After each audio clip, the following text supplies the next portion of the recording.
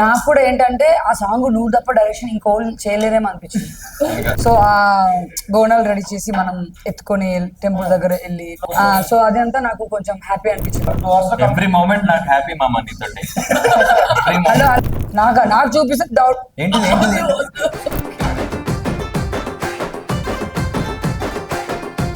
So బోనాలి song release అయిపోయింది, audience నుంచి మంచి రెస్పాన్స్ వస్తుంది. సో మేమందరం డిసైడ్ అయ్యాము ఒక చిన్న సెలబ్రేషన్ లాగా టీం అందరం కూడా లంచ్ కి వెళ్ళాలి అని చెప్పేసి. సో అలా ఔరా తెలుగు కిచెన్ కి మేము లంచ్ చేయడానికి వచ్చాము ఈరోజు. మా టీం అందరూ కూడా భాను గారు, అర్జున్ గారు అండ్ మా డైరెక్టర్ గారు, మా డిఓపి గారు అండ్ ప్రొడ్యూసర్ గారు, నేను అండ్ అందరు కలిసి వచ్చామన్నమాట. సో మేము మాట్లాడుకుంటాం అంటే తినుకుంటూ మేమేం మాట్లాడుకుంటామో సరదాగా అది మీరు కూడా చూడాలని నేను కోరుకుంటూ వీడియో చేస్తాను. అంటే మీ స్పెషల్ అంటే దాంట్లో ఒక మంచి మూమెంట్ ఏదైనా షేర్ చేసుకోవచ్చు మాతో? మూమెంట్ అంటావా? ఎలాంటిది? అర్జున్ సూపు బాగా పనిచేసింది. ఏంటిది సూప్ చెప్పు? మిరియాల రసం, మిరియాలు బాగా పనిచేస్తుంది. మీరు కూడా కంపల్సరీ రెస్టారెంట్ రావాలి. ఆవరా రెస్టారెంట్కి వచ్చి మిరియాల చారు ఫస్ట్ తాగండి. ఎందుకంటే ఎప్పుడు అర్జున్ ఇంత అలడుకుంటాడు, చెప్పగానే అసలు చెప్పకుండానే పంచిచ్చాడంటే ఇక్కడ ఏదో ఉంది ఇక్కడ ఈ మిరియాల చారు కదా. ఓకే సో ఇంకేంటి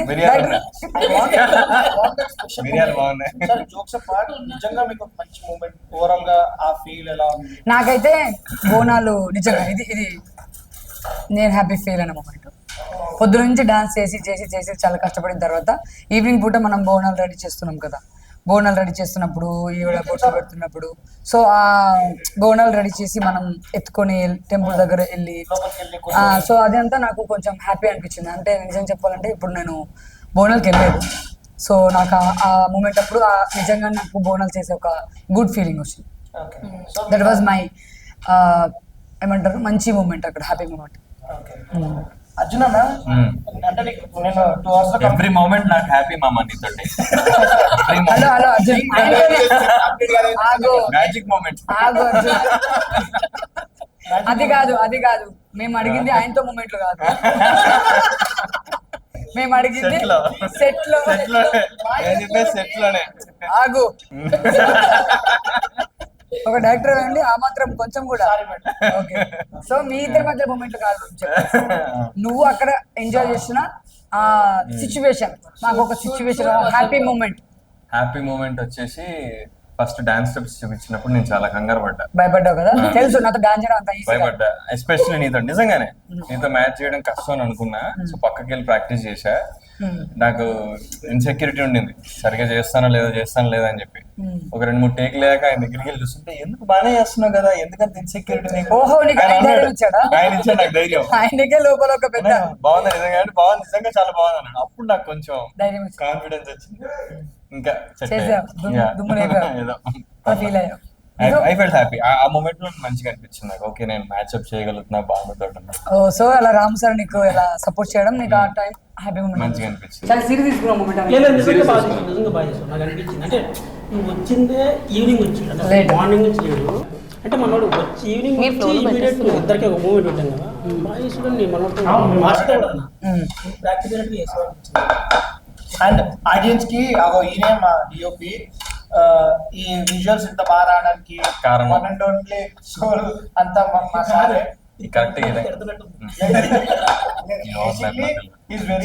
వెరీ హార్డ్ వర్కింగ్, చాలా మంచిగా ఇచ్చాడు మాకు.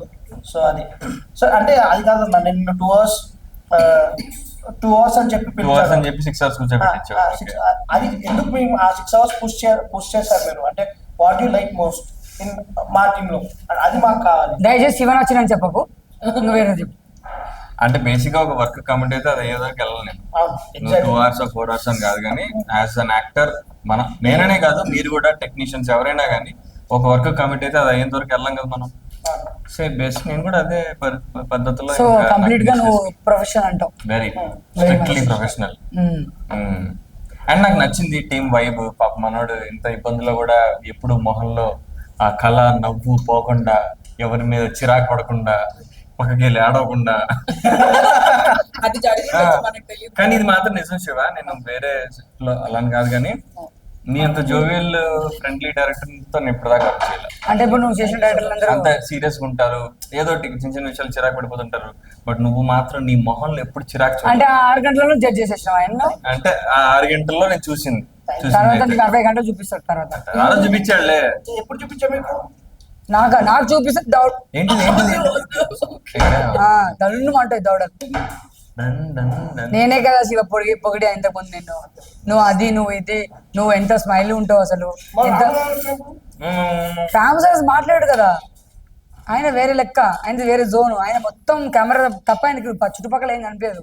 కెమెరా, నా కెమెరాలో ఎంతమంది కనిపించాలి, లైట్స్ ఎక్కడ లైటింగ్ ఉంది ఎక్కడ లైట్ లేదు, నా హీరోయిన్ బ్యూటిఫుల్ ఉందా, నా హీరో బ్యూటిఫుల్ ఉన్నాడా, పక్కన ఇంకా మన శివ అయితే ఎక్కడ లైటింగ్ వేయాలి, ఎక్కడ లైటింగ్ వేయాలి, ఎక్కడ లైటింగ్ కొట్టాలి. ఇప్పుడు సరే అగో చెప్పాలా, అక్కడ రాము సార్ ఎక్కడ లైట్ పెడితే బాగుంటది, ఎవరు బాగుంటారు, నీ లైటింగ్ వేరు ఆయన లైటింగ్ వేరు. నువ్వు ఎక్కడ లైటింగ్ కొడతావు. ఇప్పుడు కూడా చేస్తున్నావు అదే. కెమెరా బేబీ అంట.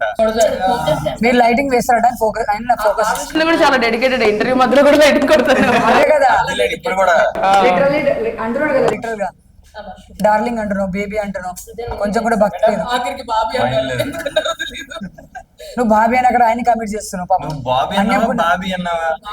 హిందీ బాబీ కదా, హిందీ బాబీ అన్నా. మేము ఇంకా తెలుగు బాబీ అనుకున్నాం. శివ ఆల్రెడీ రోస్ట్ అయిపోయిండు, ఇంకా చేసేస్తున్నారు, ఇంకేం మిగలలేదు అక్కడ. చూసారా నువ్వు ఎంత చేసినా దిస్ ఆల్ లవ్ అంటున్నావు, చూసినా అది ఆయన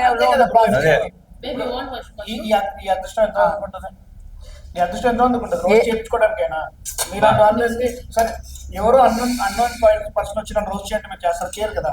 it's all out of love. So I'm very happy with బా ఇంత పాజిటివిటీ నేను ఎక్కడ చూడలే, కళ్ళలో నీళ్ళు ఇంకా నేను చూడలేను కూడా. నిమ్మకాయ లేవా పాపం. ఇంకేంటి శివ కథ? కడుపు నిండిపోయింది అన్నారు మీరు ఇందాక. అందుకే అది వేరే కడుపు. కడుపు నిండిపోయింది అనగా ఆమె చూస్తున్నాడు. సార్ మనము ఒక వీడియో చిచ్చర్ చేస్తున్నాం, మీరు వేరే చేస్తున్నారు, అది పనికిరాదు. కెమెరా ఆన్ లో ఉంది, నన్ను Focus. పోర్ట్రేట్ చేస్తున్నారు. ఏంది చూడకుండానే పోర్ట్రేట్ చేసేస్తున్నామా? ఏం సార్ ఇది ఏంటి అన్న ఫ్యాక్టర్ గా మాట్లాడేది. ఇక్కడ మీకు సపోర్ట్ లేదు, మీరు అడిగి మరి కొట్టించుకున్నారు.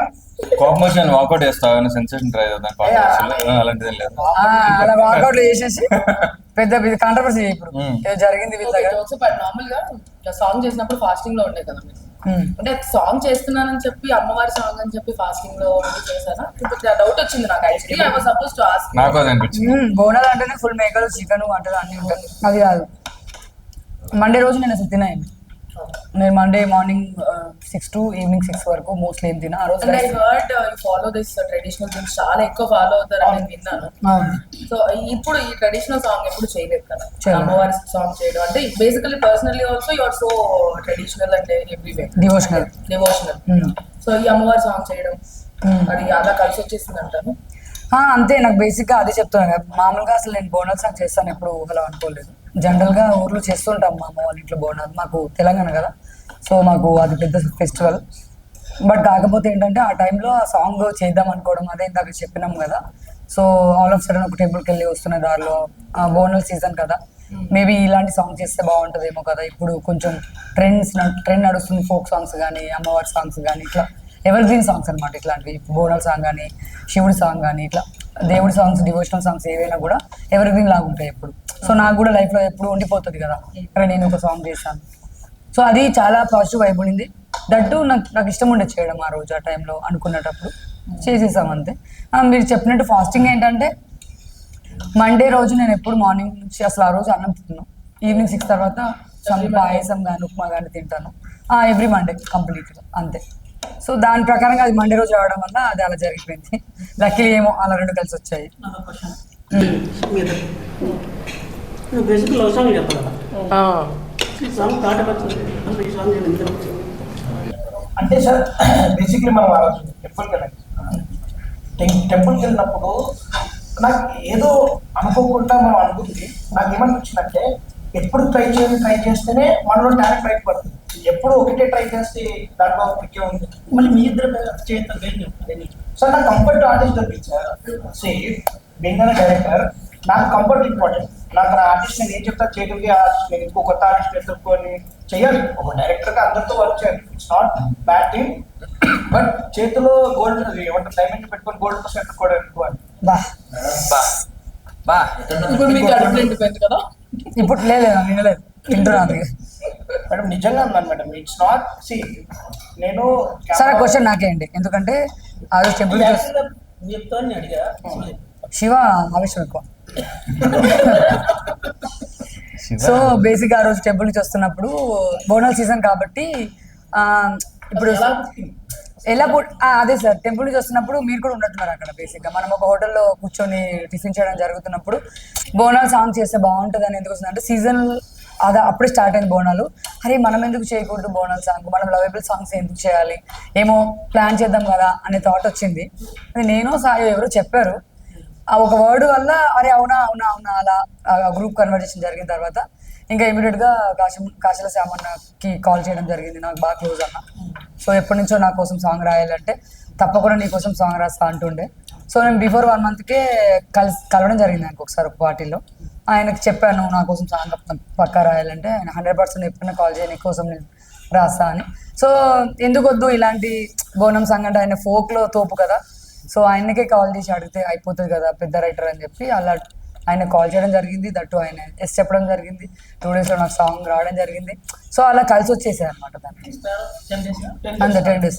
కాదు ఆయన అడిగే క్వశ్చన్ అంటే కంటిన్యూస్లీ బ్యాక్ టు బ్యాక్ ఈ టీంతో వర్క్ చేయడం మీకు ఎలా ఉంది, అలా ఎలా కుదిరింది అని. అదే సార్ ఆల్రెడీ ఒక సాంగ్ చేశాం కాబట్టి కంఫర్ట్ జోన్ ఉంది బేసిక్గా. అంటే ఒక్క సాంగ్ ఒకరోజు చేయడం, ఒకటే రోజు షూట్ చేసినా కూడా కెమెరామెన్తో, డైరెక్టర్తో, ప్రొడ్యూసర్తో, సో 1 day అయినా కూడా నాకు ఎందుకో ఇంకా వీళ్ళతో ట్రావెల్ అయితే బాగుండు అనే ఒక ఆరా వచ్చింది. ఆ రోజు 1 day నేను మా కెమెరామెన్తో కూడా చెప్పడం జరిగింది. సో సార్ 1 day సో 1 dayకి నాకు సరిపోలేదు, 1 day చేద్దాం ఇది ఇలాగే కంటిన్యూ చేద్దాము అన్నట్టు మేము ట్రావెలింగ్లో అంటే సాంగ్ షూట్ అయిపోయి వెళ్తున్నప్పుడు ట్రావెల్లో మాట్లాడడం జరిగింది. సో ఏమో సార్ నాకు కంఫర్ట్ జోన్ అనిపించింది. అండ్ అటు ఇంకా ట్రావెల్ చేసుకుంటూ ఇంకా మంచి మంచి సాంగ్స్ కానీ వెబ్ సిరీస్ కానీ ఇలా ప్లాన్ చేస్తే ఈ టీంతో బాగుంటుందని నాకు అనిపించింది. అందుకే ఇమీడియట్గా సాంగ్ రిలీజ్ అవ్వగానే 10 daysలో ఈ సాంగ్ కూడా చేసేస్తాం.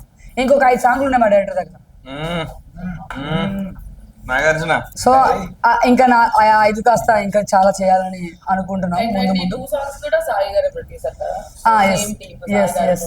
బేసిక్ సాయి గారే చేస్తామని తనే ఫిక్స్ అయ్యారు లేకపోతే ఎలాగా మీరు? బేసిక్ గా ఆ సాంగ్ నేను చేద్దాం అనుకున్నా, ప్రొడ్యూసింగ్ అమ్మవారి సాంగ్ నేను చేసేద్దామని ప్లాన్.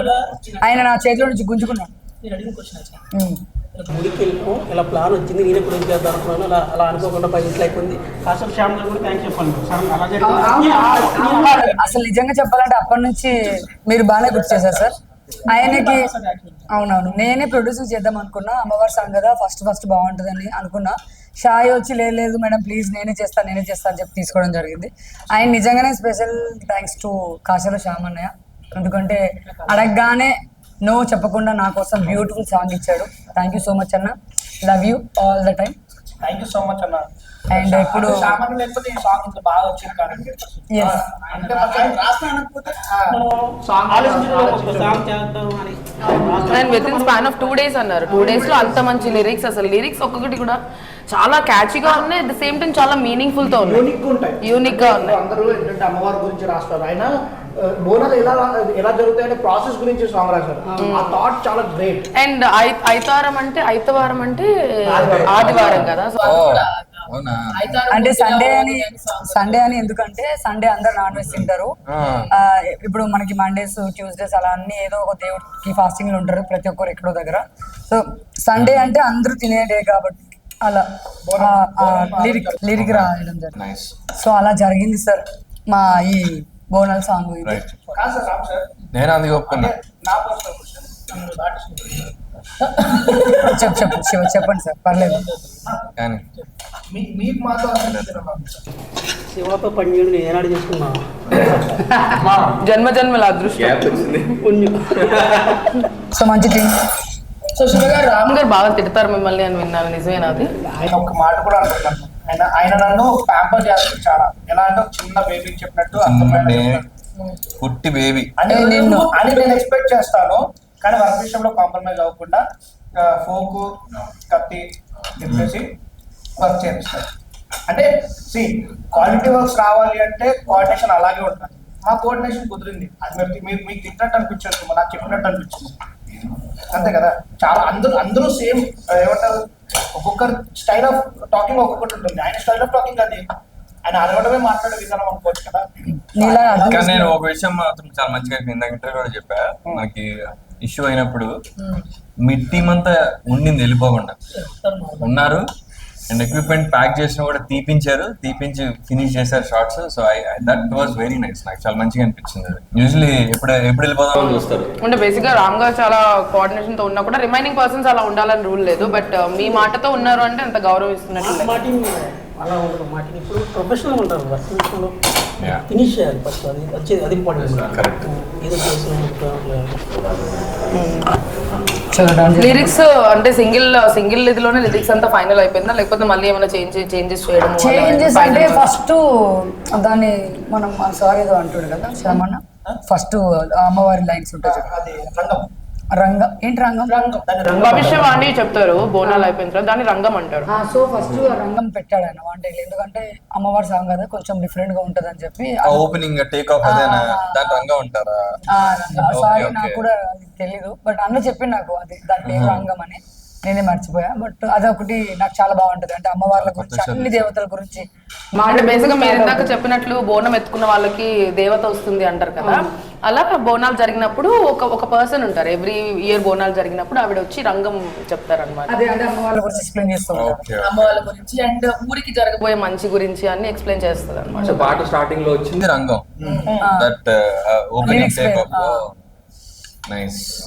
సో వ్యూయర్స్ చూసారు కదా, సో ఇది మా స్పెషల్ చిట్చాట్ అన్నమాట. మేమైతే సాంగ్ హిట్ అయిందని చెప్పేసి మేము సెలబ్రేషన్ కి ఇలా వచ్చేసాము. సో మీరందరూ కూడా మీరు బోనాలు సెలబ్రేట్ చేసుకునేటప్పుడు మా సాంగ్ ప్లే చేసుకుని మీరు కూడా ఎంజాయ్ చేయాలని కోరుకుంటున్నాము. అండ్ రీల్స్ కూడా చేయండి, షేర్ చేయండి, ట్యాగ్ చేయండి, భాను గారిని అందరినీ ట్యాగ్ చేయండి. సో నివృత్తి వైబ్స్ లో సాంగ్ ఉంది, ఇప్పుడు ఒకవేళ చూడకపోతే please do watch it. Thank you.